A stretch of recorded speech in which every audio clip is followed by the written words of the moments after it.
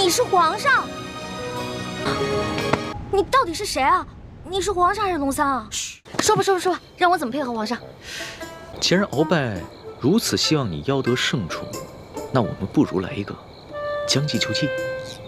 易欢姑娘啊，一会儿皇上可就来临幸你了，可千万不要忘了之前学过的规矩哦，好好的侍奉皇上。嗯。好，挂帘子。这。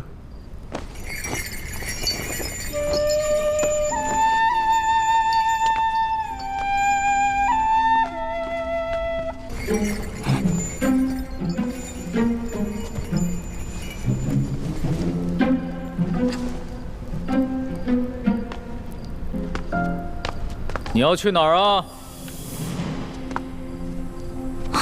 你谁啊？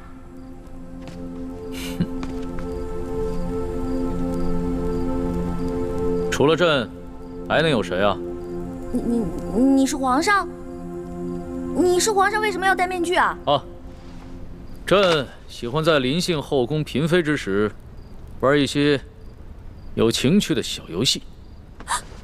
臣女易欢叩见皇上，皇上万岁万岁万万岁！起来吧，这里又没有外人，不必那么拘束。谢皇上。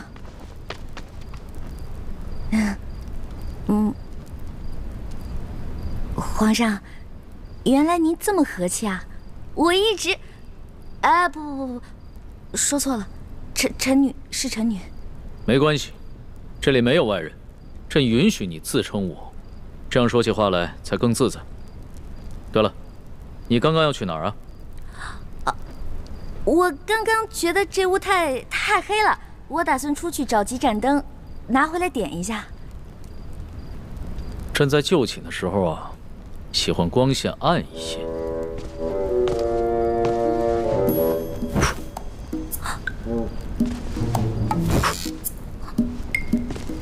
皇上，您别把最后一盏灯也吹灭了，我怕黑。别怕，有朕。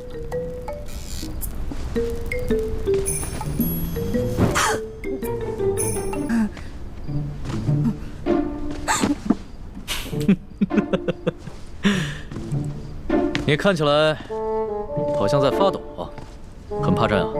我没有，我只是觉得这屋子比较冷而已。哦，你穿的这么少，难怪会冷。要不然这样，你到朕的龙床上躺一会儿，盖着被子暖暖身子。哦，让我上床，这小皇帝果然没安好心。我突然不冷了。那就让朕抱抱你，替你暖暖身子。你果然很怕朕啊！可是朕听龙三说过，你的胆子一向很大，你在他面前提起朕来，那可是从来都不怕的呀。皇上，我不是怕您，我就是怕您离我太近了。咱不是说好了的吗？朕和你说好了什么呀？不是我跟您说好的，是龙三跟你说好的。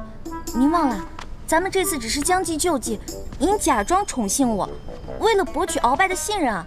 今天晚上的事情是假的，不是真的。朕确实是和龙三定下了这条将计就计之策。只是这漫漫长夜，何苦虚度？咱们也不必演戏了，就让朕真的信了你。再说了，这全天下又有哪一个女子不想做朕的女人呢？皇上，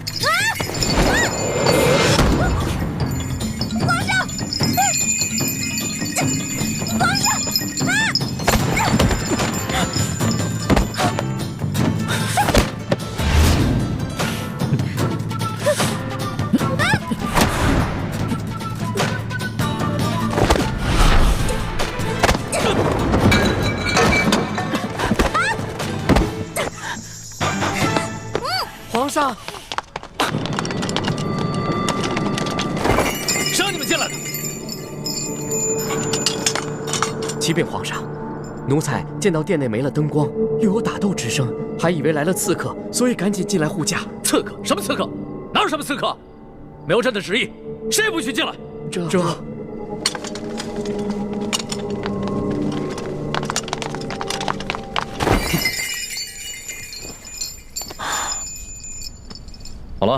别再动手了，再动手的话，真把你当刺客，你这颗脑袋就真的搬家了。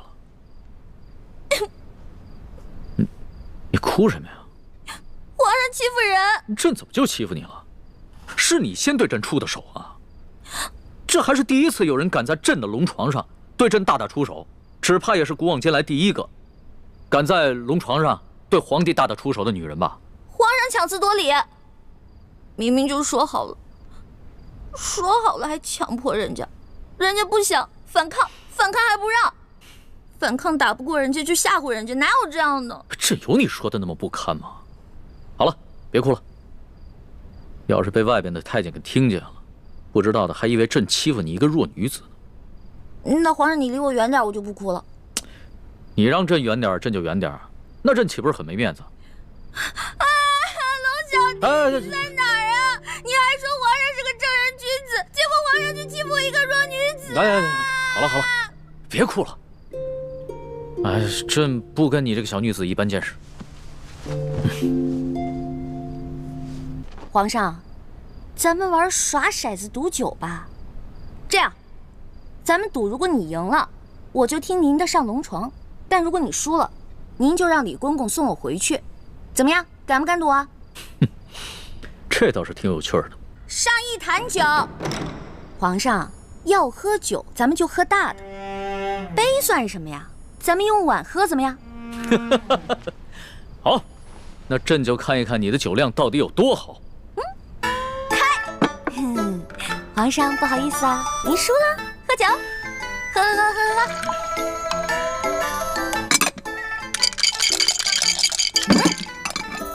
皇上输了，接着喝。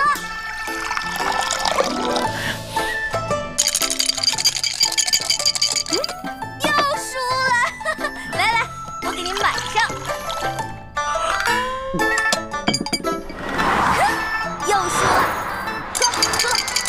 又输了，接着喝。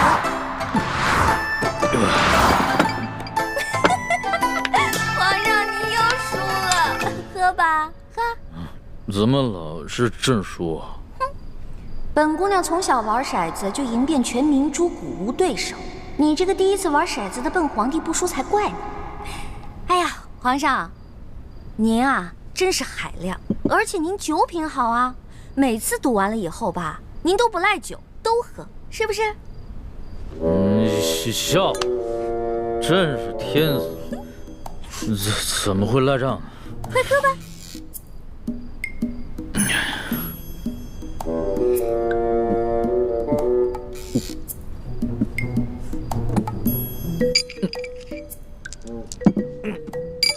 皇上，咱们再来一局呗。不行，皇上，不行，真不行。哎，去哪儿啊？这酒还没喝呢，皇上。皇上。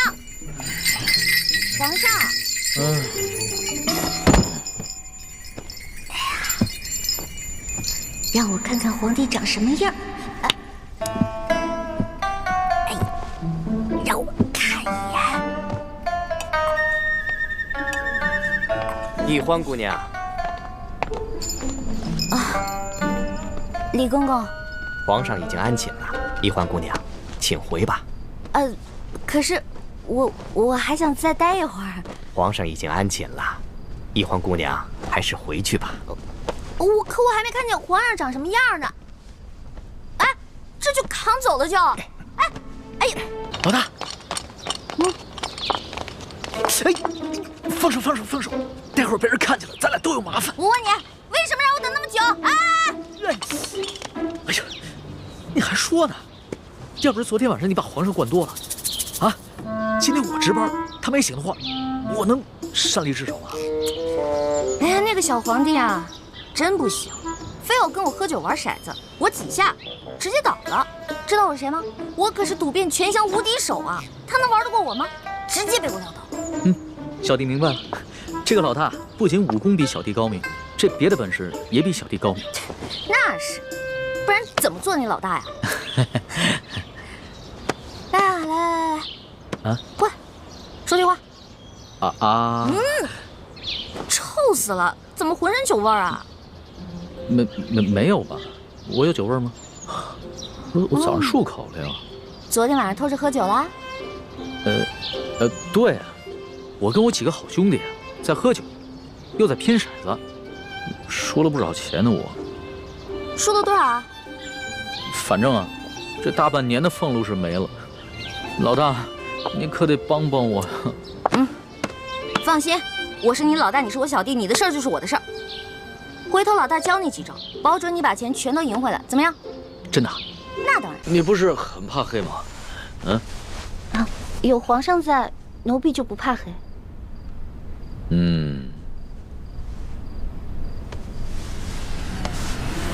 不对，有鬼。哪儿来的鬼啊？你不是一向很害怕朕的亲近吗？啊，朕知道了，你一定是想出了什么新招来对付朕，对吧？哪有啊，皇上，我怎么闻到这屋里有一股香味儿啊？香味儿？朕的龙床上哪有什么香味儿啊？倒是你身上有一股淡淡的清香。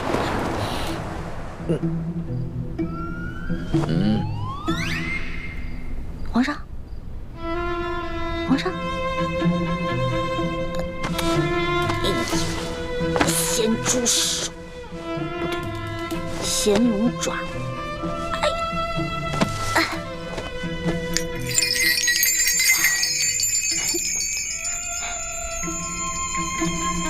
不对啊，我这么着急拉铃干嘛？先看一看这小皇帝长什么样，一直戴着面具，得多丑啊！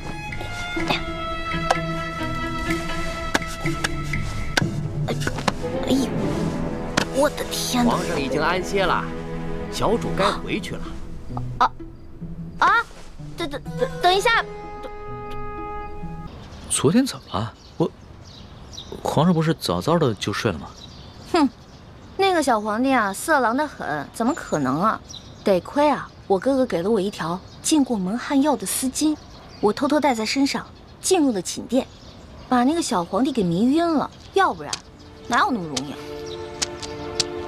你居然把皇上给迷晕了！这件事情要是让皇上知道了，你哥哥还有李公公那2个净室房的太监都是死罪。嘘，这件事除了我还有我哥哥，就你知道，别人都不知道，不许跟别人说。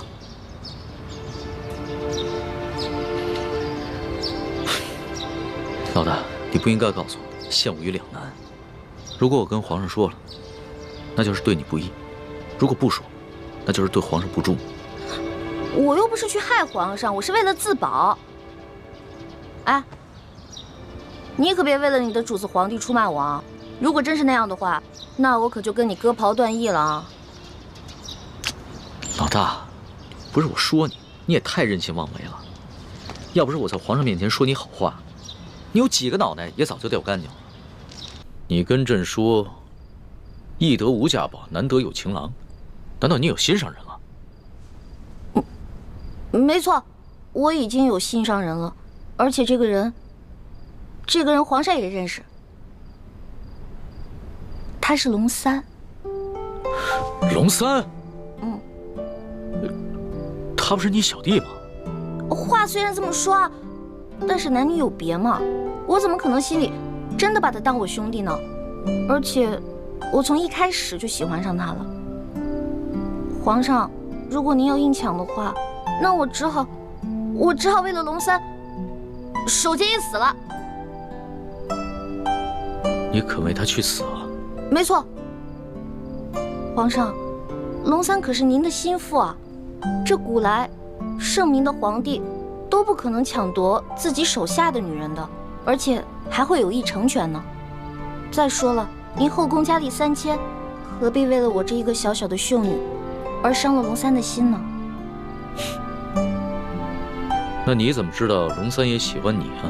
我虽然不知道他心里到底喜不喜欢我，但是我敢肯定的是，我在他心里一定占了很重要的位置。发生什么喜事了？说来听听。昨晚你回了储秀宫以后，皇上把我给召了过去，把你跟他说的话都跟我说了。我从一开始就喜欢上他了。皇上，如果您要硬抢的话，那我只好为了龙三守节一死了。所以，老大，你跟皇上说的都是真的，对吧？我是怕皇上假戏真做，所以我才骗了他。龙小弟，你千万别误会啊！你只是骗皇上？是啊，你想，如果我不把你拿出来当挡箭牌，那皇上肯定会吃了我呀。那你对我？我对你，我们当然是好兄弟了。你是我小弟，我是你老大嘛。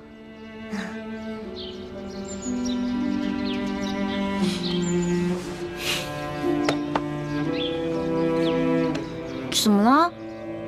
你生气了？不是生气，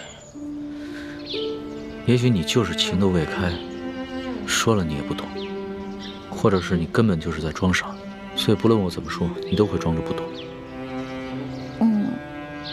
我们两个不是一直挺好的吗？我们俩是兄弟，这样相处不是也一直挺好的吗？那是以前，那是我还以为你是个男人的时候。可你现在呢，就是一个明艳动人、活泼可爱的女子，我怎么把你当成同性兄弟看待啊？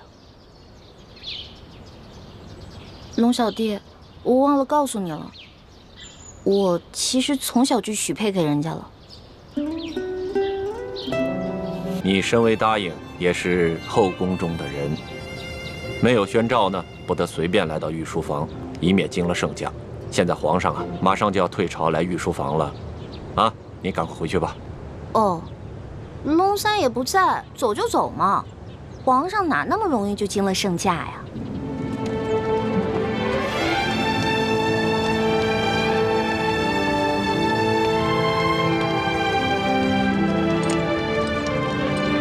哎呦，皇上来了，快快快！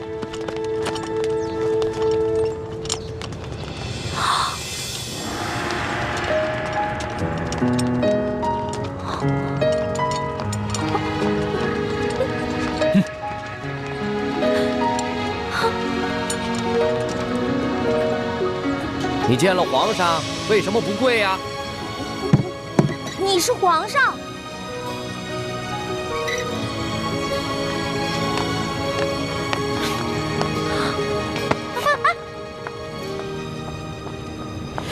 哎，李公公，这个小答应他可是……嘘，这皇家的事啊，别问，也别管。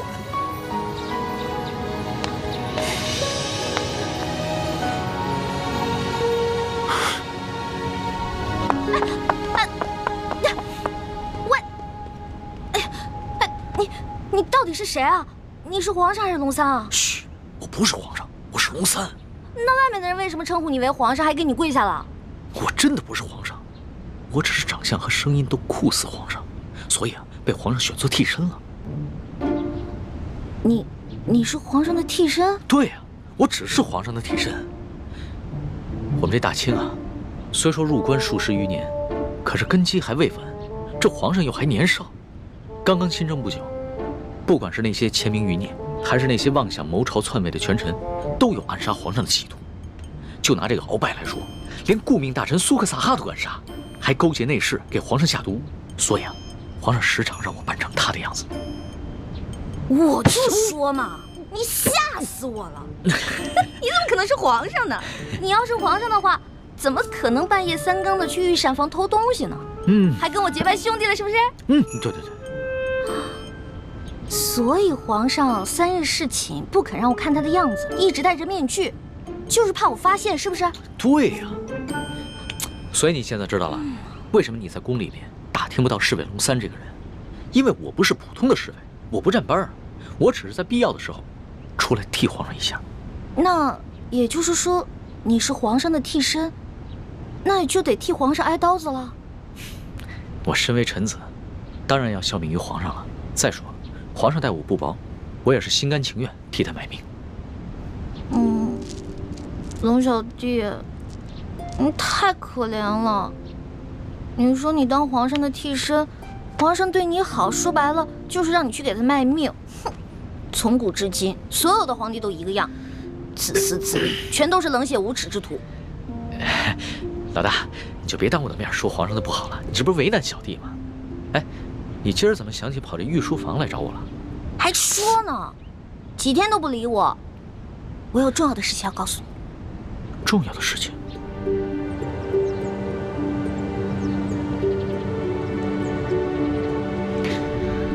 这皇上一听说丽妃遇刺，就怀疑过鳌拜，没想到真的是他。可不是嘛，这个鳌拜勾结内侍，行刺嫔妃，简直是胆大包天，把皇上都不放在眼里。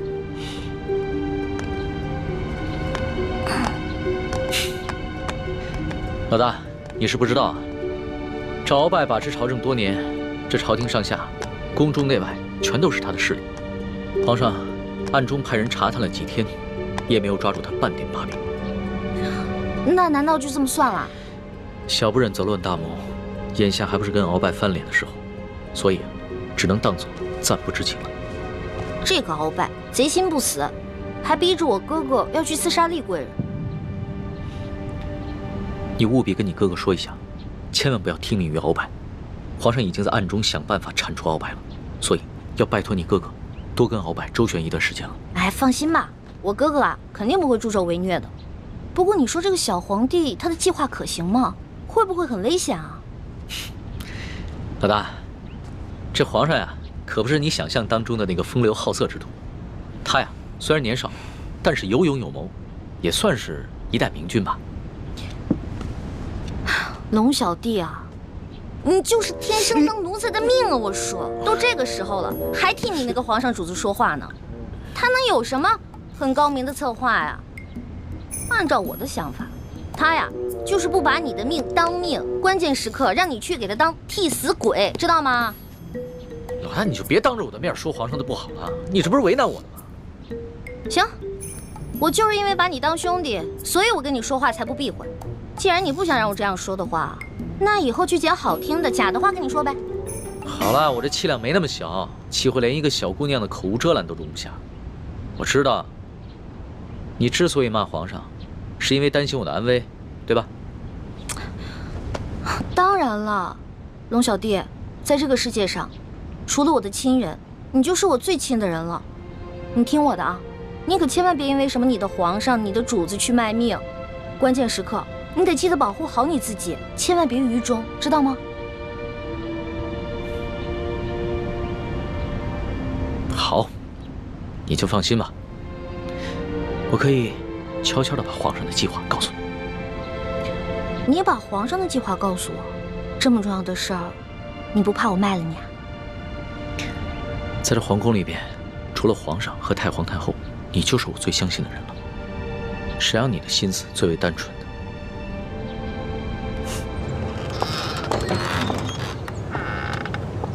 李德福，送欢答应回永和宫。这。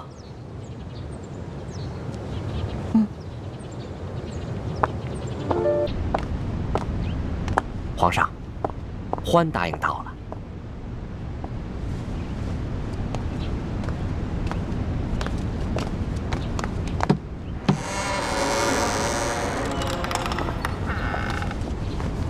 一欢，叩见皇上。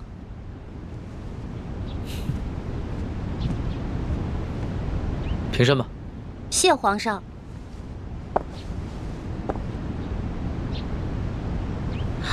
嘿，是你呀，龙小弟！哎呦，你小气的，你给我装什么皇上啊？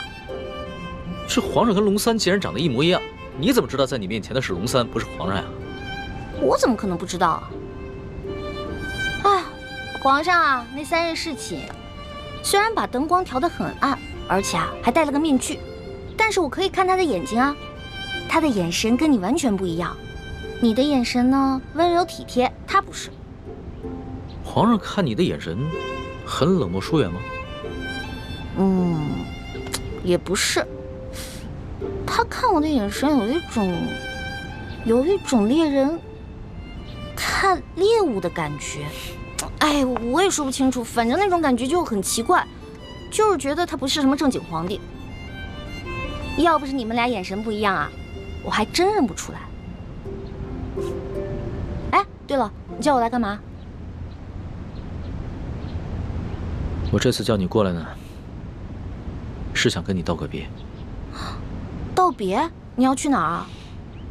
还记得我上次跟你说过的要擒拿鳌拜的计划吗？今天就是计划展开的日子。皇上已经宣召鳌拜单独来御书房觐见，所以我要亲自动手，和那些训练已久的侍卫和太监们一起擒拿鳌拜。什么？你要亲自跟鳌拜动手？鳌拜可是大清第一勇士，你亲自动手你就死定了。鳌拜一日不出，皇上就无法真正亲政。而且，鳌拜手握军权，皇上也不敢下旨捉拿鳌拜。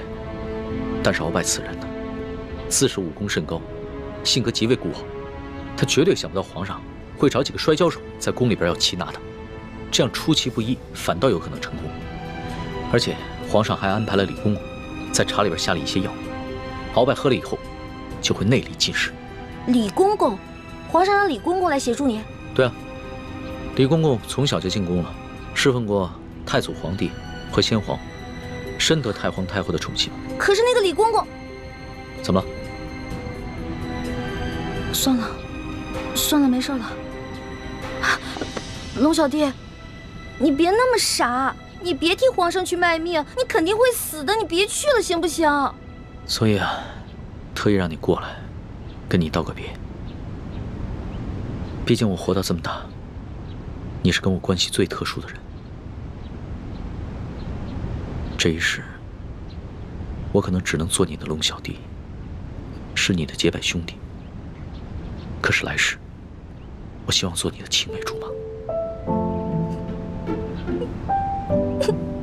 老大，你怎么哭了？我们两个是结拜兄弟，说好有福同享，有难同当的。你要是去送死了，就凭我这三脚猫的功夫，根本救不了你。那如果你死了，那我也得去死啊！我还不想死呢，我还有很多美食没有吃呢，我还有很多心愿没有完成呢。那你就别陪我去死了，让我自己一个人死就好了。反正我在九泉之下也不会怪你，顶多变成厉鬼来缠着你。呸！你明知道人家心里特别着急，你还说这样的话。老大，好了，别哭了，啊！这个计划，它又不一定会失败，也许就成功了呢。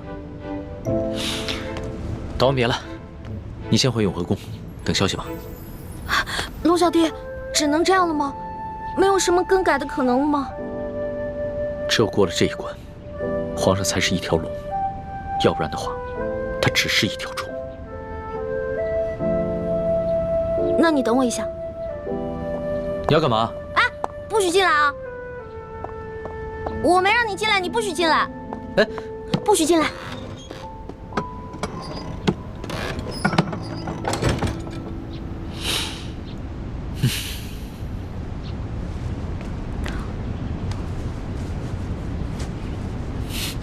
老大，你好了没有啊？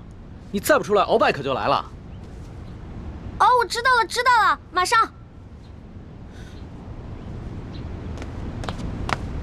老大，我进去了啊。老大，你好了没有？老大，你不会真是以为我要赴死了就要以身相许了吧？呸！你怎么变得跟那个小色皇帝一样了？真是近墨者黑。喏，给你的。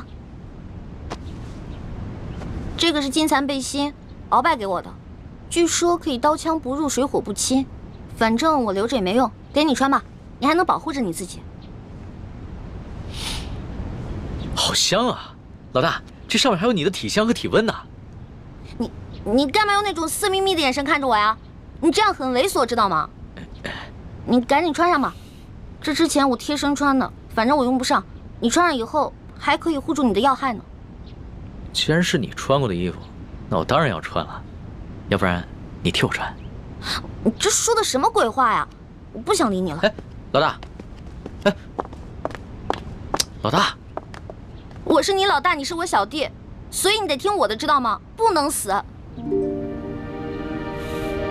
是，遵命。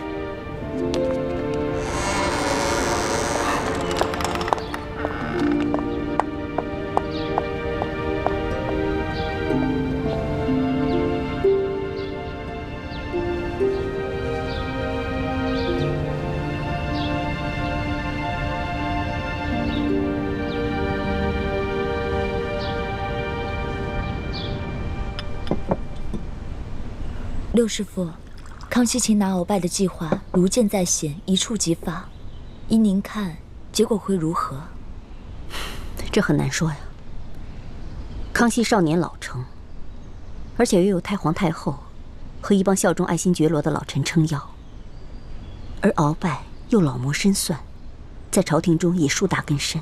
这两虎相争，谁赢谁输，还真的挺难预料的。不管是谁赢谁输，对于咱们整个联盟来说，都是有利无弊。咱们不妨坐山观虎斗。薛姐姐，一欢，怎么了？薛姐姐，六师傅，快点去救人！出什么事了？你要救谁啊？救龙三。龙三怎么了？今天康熙要在御书房擒拿鳌拜，但他自己不敢去，却让龙三扮成他的样子，带那些小侍卫、小太监去抓鳌拜。而且他还让李公公在鳌拜喝茶的水里放药。可是李公公是鳌拜的人啊，他肯定把这些计划都告诉鳌拜了。环妹，你犯糊涂了吧？就让康熙跟鳌拜去内斗好了，你急什么？如果真的是康熙的话，我不可能着急。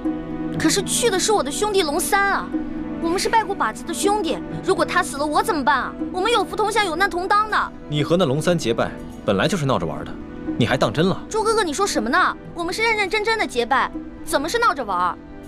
这龙三平时对我这么好，如果我见死不救的话，那太不像话了。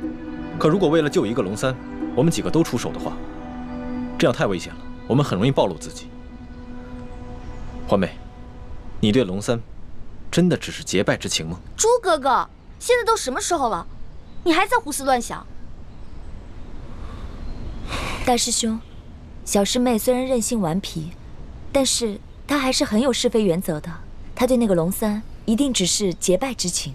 还是薛姐姐了解我，没错，我不想欠人情，我更不想欠人一条命。玉欢，你可别忘了你现在的身份，你是大明郡主，是未来大明太子妃。那你现在的什么龙三结拜大哥的身份，跟这个身份比起来，根本就是不值一提。更何况龙三又不是为了你去死，他为的是他的皇帝主子。可是，好，那我们就不去帮助龙三。也就是说，如果龙三败了，康熙也就败了。康熙一旦败了，这个鳌拜就会发动政变，让他自己当皇上。鳌拜这个人生性残暴，如果他当了皇上了，比康熙更难对付。而且那个时候，薛姐姐你怎么办啊？可是我们换个法子，我们协助龙三，帮助了康熙，打败了鳌拜。到那个时候，我们就得到了康熙的绝对信任。到时候你们就有机会进宝库去找铜匣了。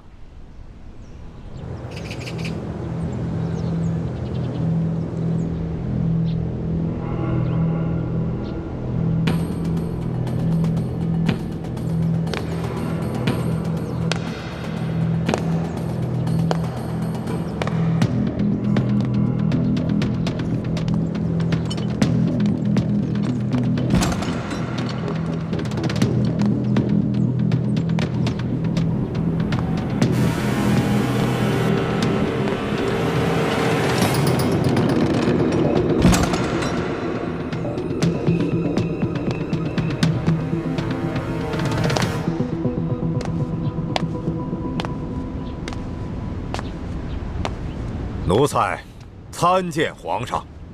免礼，赐座。谢皇上。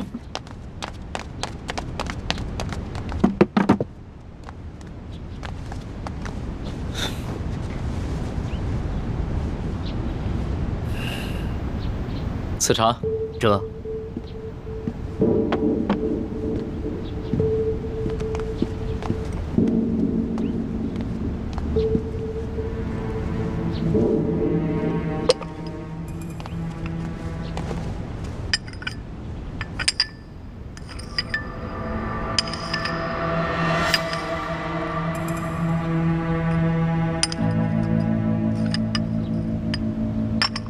王少保，这些茶都是今年新摘的龙井，是昨个浙江巡抚刚刚送进宫的，你不妨多品一品，看看比之安徽的银毫如何？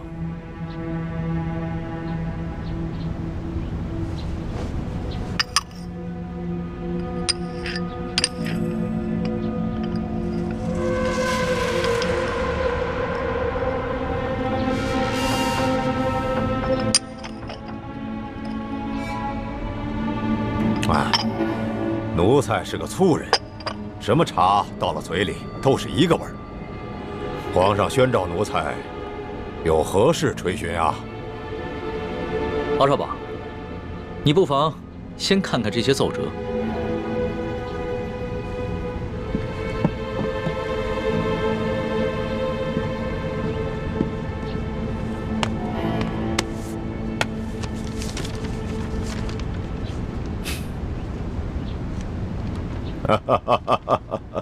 你笑什么？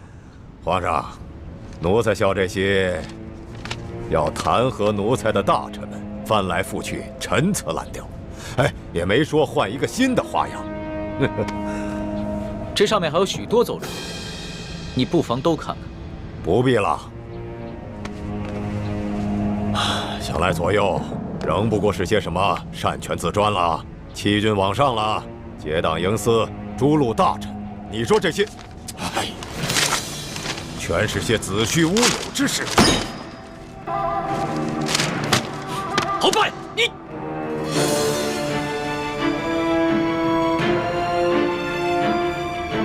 皇上，这数十位联名上书的大臣，分明就是在构陷奴才，这是在离间你我的君臣之义，这简直就是对皇上的大不敬。奴才恳请皇上下旨，让奴才把这些乱臣贼子一一捉拿。你凭什么说这些弹劾你的奏折都是构陷之词？皇上，这些要弹劾奴才的奏折，究竟是什么性质？那仅仅是在皇上的一念之间。现在就看皇上是相信要弹劾奴才的这些大臣们，还是要相信奴才了。鳌拜，你当着朕的面撕毁奏折，言语无状，在你的眼里还有朕这个皇上吗？这奴才的性情一向是如此，皇上忘了，皇上经常夸奴才性情憨厚耿直，怎么到了今天就说奴才是言语无状了呢？奴才自辅政以来，哪天没有要弹劾奴才的奏折？皇上和太皇太后一向是看都不看就直接给了奴才，怎么到了今天，皇上就拿这些奏折来斥责奴才了呢？这么看来，不是奴才的眼里没有了皇上，而是皇上的心里根本就没有奴才了。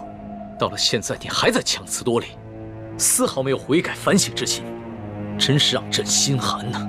好了，皇上，你也不必处心积虑地挑奴才的刺儿了。皇上现在无非是翅膀硬了，想独揽大权，嫌奴才碍眼了。还是老话说得好，鸟进弓藏，兔死狗烹。皇上要如何发落奴才，就请直言吧。好，鳌拜，朕知你辅佐三朝，劳苦功高，朕看你不如安心找一个地方颐养天年吧。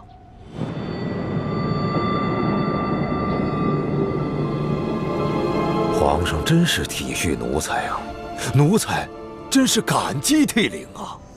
但是皇上，你不要忘了，奴才是先皇遗命的辅政大臣，担负着协助皇上处理朝政的职责。现在皇上身边奸臣环伺，奴才尚未清君侧，又如何敢颐养天年呢？鳌拜啊，鳌拜，想不到你还是如此执迷不悟，真是有负先皇深恩，枉费朕的一片苦心。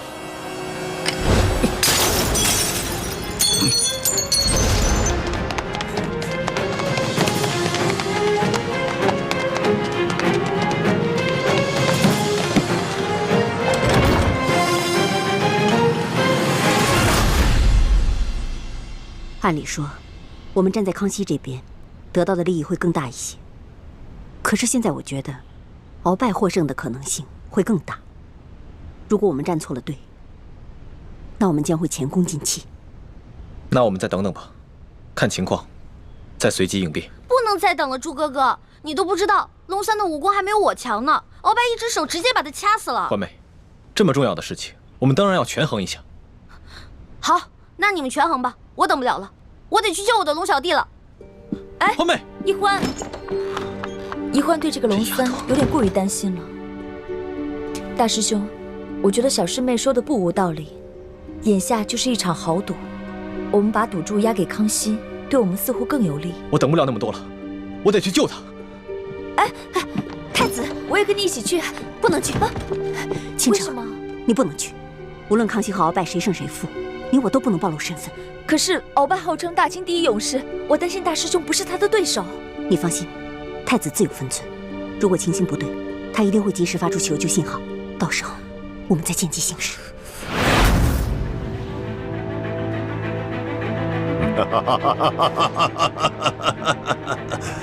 玄烨呀，玄烨，没想到你如此小瞧我鳌拜，像你这般狂妄无知，又怎守得住我大清的江山呢？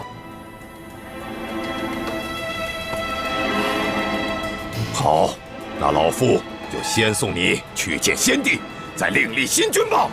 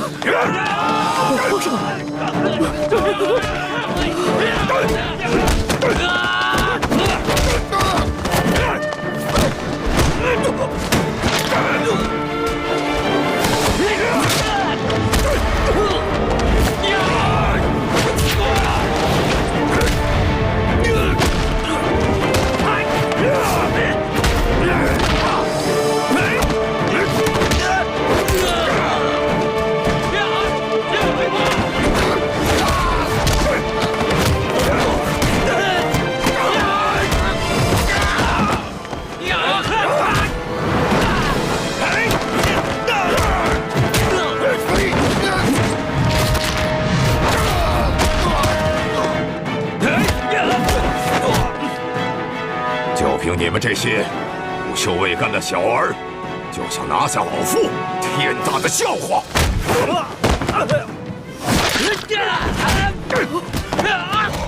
李德福，这让你准备的东西你备好了吗？回皇上，奴才岂敢抗旨？奴才确实在茶里下了内力散，奴才也不知道为何会失去效果呀。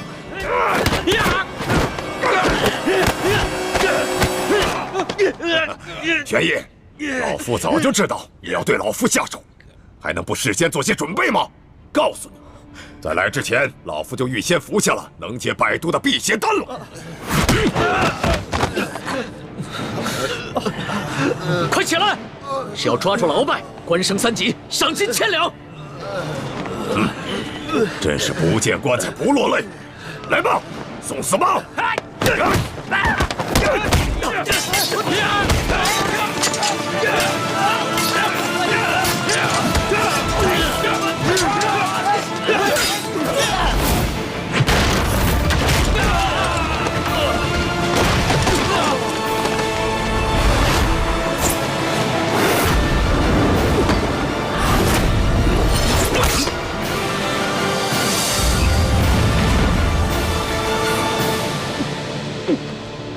皇上，你这是想和老夫比试比试武功吗？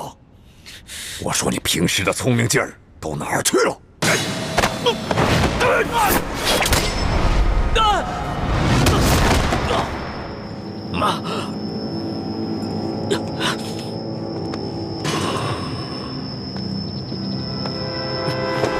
龙小弟，我来救你！没事吧？一欢，你疯了吗？你这个月的大补丸不想要了吗？义父，对不起了，请恕干女儿要大义灭亲了。你别忘了，你哥哥和你都服下了老夫的大补丸。我告诉你，一旦毒发，你们会死得苦不堪言。鳌拜，咱们来做个交易吧，你放了皇上，我也求皇上放了你，怎么样？老夫真是看走了眼了。老夫原本以为你是一个聪明伶俐的丫头，没想到你这般幼稚。站住，鳌拜！你已经中了我的7步之岛，如果你现在强行运功的话，你在7步之内就会毒发身亡。鬼丫头，你以为老夫会上你的当吗？就算老夫中了7步刀，也会在7步之内一样先毙了你们的命，让你们为老夫陪葬的。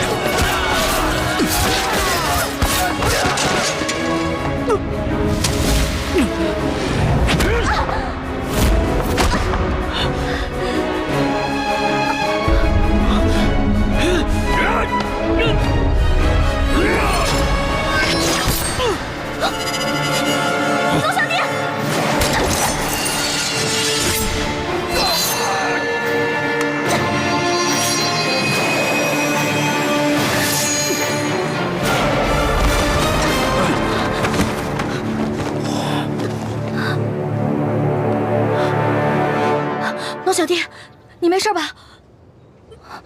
来，没事，慢点。没事，还好有你的金层背心。拦住他们，我去救皇上。你去吧。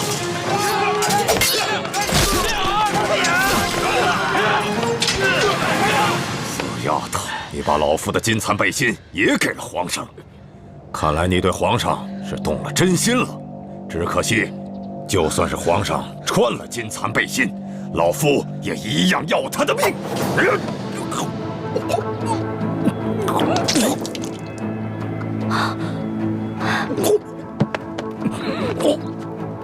鳌拜，你果然与众不同啊！别人中了我的7步岛，只能走7步，没有想到你追了我们这么多步才倒，厉害啊！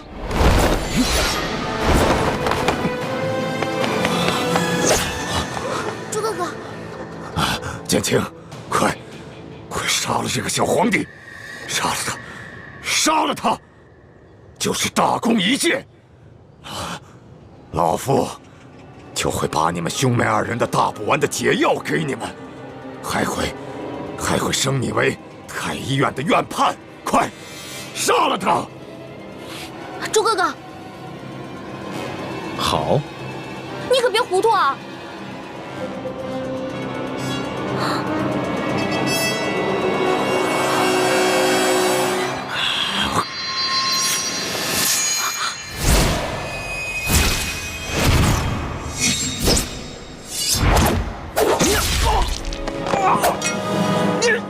中堂大人，你忘了，我是奕欢的哥哥，当然要帮自己的妹妹。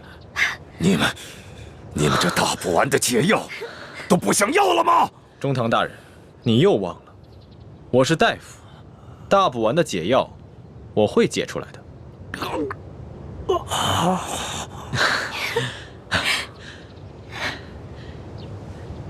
老大，你怎么受伤了？怎么流这么多血啊？我不知道，我居然受伤了。哎，你疯了！你撕龙袍是杀头之罪，死我的！好。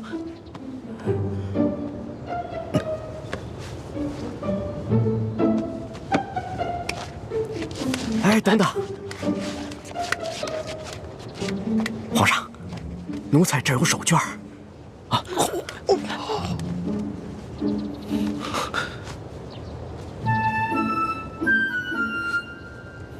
好些了吗？嗯。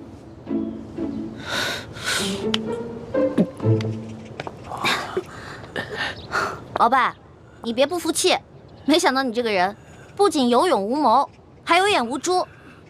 站在你面前的根本就不是什么皇上，他是皇上的替身龙三。你说他是龙三？护驾，护驾，这边快！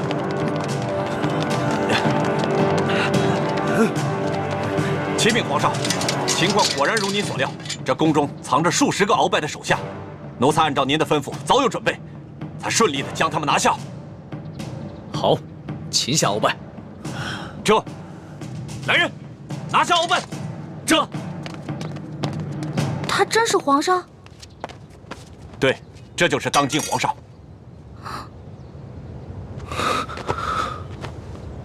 微臣参见皇上。丫头，你白长了一双大眼睛，中看不中用。你可知这玄烨在先皇的皇子中排行老3，龙三的名字是他平时出宫微服私访时的化名。你也不好好想想，他要不是真正的皇上，何来的这等的气象啊？你真的是皇上？3日事情的时候，为什么朕要戴着面具？朕跟你说话的时候也是破绽百出，可是你都没有发现，朕还从来没有见过像你这么单纯可爱的女孩。皇妹，赶紧下跪！你这个骗子！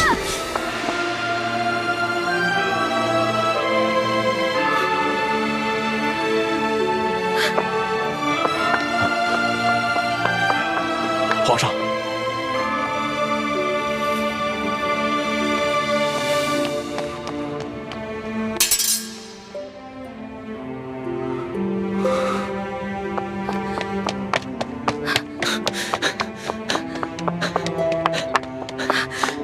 你给我站住！你给我放开！你就是个混蛋，你就是个无赖！你吃了雄心豹子胆了！你不仅敢打朕，还骂朕是骗子无赖！你本来就是骗子，本来就是无赖！你知不知道你现在说的每一句话都够砍你100次头了？砍吧，反正现在鳌拜已经被你制服了，留着我这个猪脑袋也没什么用了。好，你不怕死是吧？那你哥哥呢？你知不知道你打了朕要被诛9族的？好啊，你先是利用我，现在利用完了对吧？我没有价值了，你就知道欺负我，砍我的头，还要诛我9族，有你这样欺负人的吗？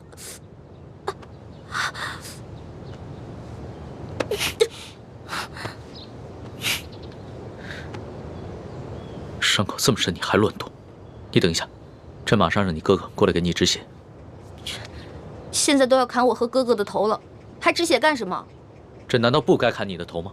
你知不知道从小到大，还从来没有人打过朕，就算朕的皇阿玛在世的时候，也从来没有动过朕的一根手指头。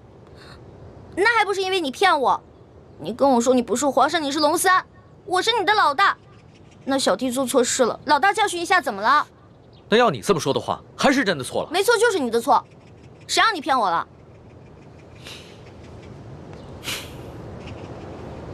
不过龙小弟，你不会真的要砍我跟我哥哥的头吧？你说呢？你当着那么多人的面打了朕，这要是不惩罚你一下的话，还怎么君临天下呀？你还有没有良心啊？刚刚是谁冒死帮你跟鳌拜拼命的？刚刚你确实挺勇敢的。朕原本以为你就算真的担心朕，但也只会躲得远远的。我现在真是后悔了，早知道我就应该让鳌拜把你大卸八块的。朕要是被大卸八块，你也好不到哪儿去。你忘了你跟朕结拜过？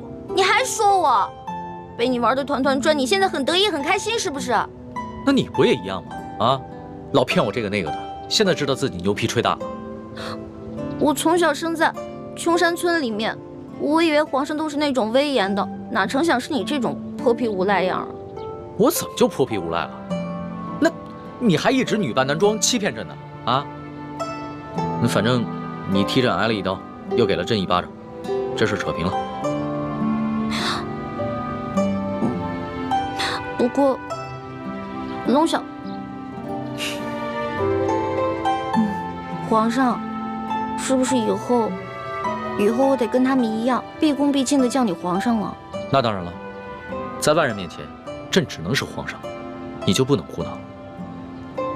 只不过，私底下，你如果还愿意叫朕龙小弟的话，朕会很开心的。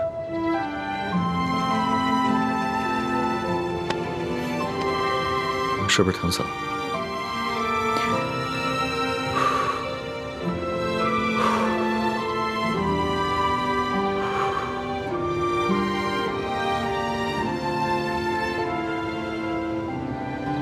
所统，奴才在。朕封你为国史院大学士。奴才谢主隆恩。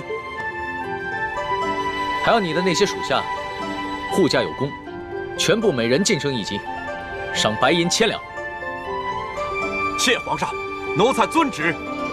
皇上万岁万岁万万岁！平身吧。这。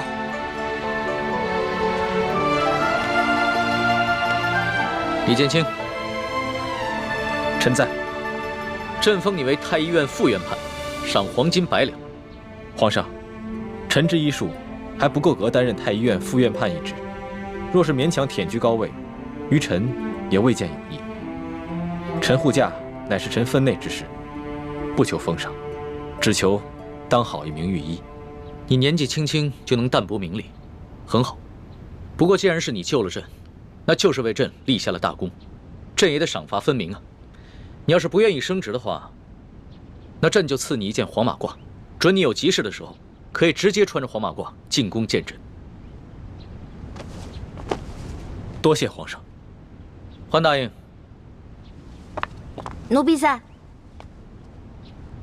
你为了帮朕铲除鳌拜，不惜冒着生命危险潜伏在鳌拜的身边，还识破了鳌拜要给朕下毒的阴谋，为朕擒下鳌拜立下了首功，可谓是有胆有识、有勇有谋的女中豪杰。你想要什么，尽管说出来，朕都会遂你的愿。皇上，奴婢只有2件事想请求皇上。这第一件事，想让皇上撤去奴婢的答应之位。朕本来就要准备取消你答应的封位，封你为嫔，让你做一宫之主。皇上误会了，奴婢不是嫌答应的封位太小，而是奴婢只想做一个小小的宫女。为什么？因为奴婢的满八旗身份是鳌拜帮我伪造的，之前为了迷惑鳌拜，所以皇上给奴婢封了一个答应之位。可是现在鳌拜已经就擒了呀，所以奴婢也没有必要再假意的做皇上的后宫嫔妃了。这有什么的？朕早就想过了，找一个八旗的宗亲认你做义女，赏你们李家一个满八旗的身份就是了。其实这跟集齐也没什么关系。最主要的是，奴婢年少的时候家里给奴婢定了亲，虽然奴婢的未婚夫前几年外出游学，暂时失去了联系，但是婚约还是在的，所以奴婢没有办法侍奉皇上。你的意思是，将来有可能还是要出宫，去跟你的未婚夫完婚？这大清朝跟历代历朝都是一样的，推崇信义为先，这婚约自然也要遵守，所以奴婢就不能侍奉皇上，希望皇上成全。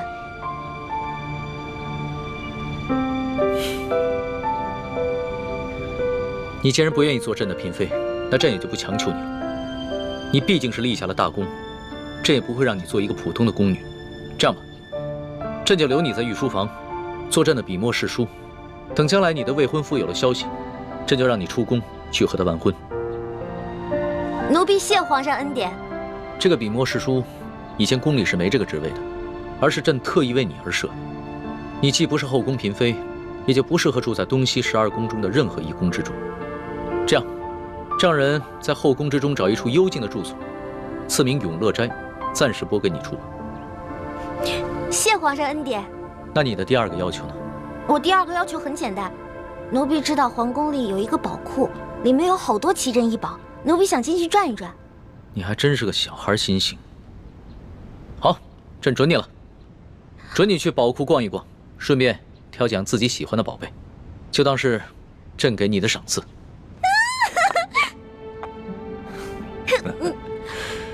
多谢皇上恩典。姑娘，这宝库里的所有宝物啊，都在这个册子里面。我们看看这个铜匣，这个是铜匣的，你看看，这个宝库里的铜匣呢，一共有174件，不知姑娘想要哪一件啊？李公公啊，这个铜匣呢？